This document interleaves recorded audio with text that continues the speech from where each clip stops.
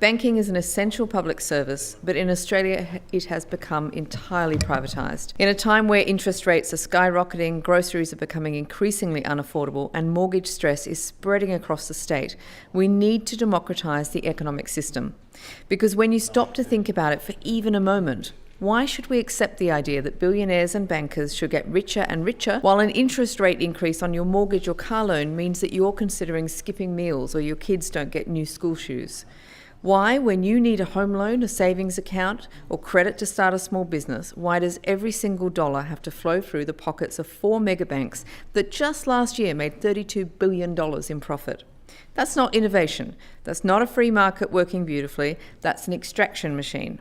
It takes money out of your community, out of your family, and funnels it into executive bonuses, share buybacks, and offshore bank accounts. But it doesn't have to be this way.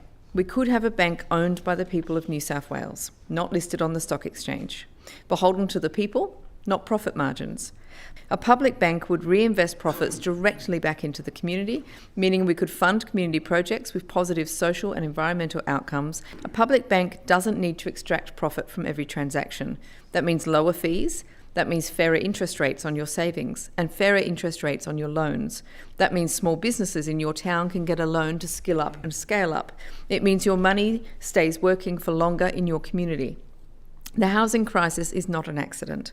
Corporate banks are incentivised to create the conditions for a housing affordability crisis by offering more favourable loan terms to investors who scoop up all the available homes, condemning everyday working people around this country to a life subject to the whims of a landlord. A public bank can design loans that get people into homes, not pad loan books. People say running a bank is too complex for the state, and that's why we had to leave it to the private sector. That's garbage.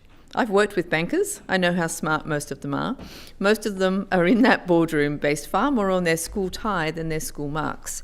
We run hospitals and we run schools, and they are far more complex organisations than running a bank.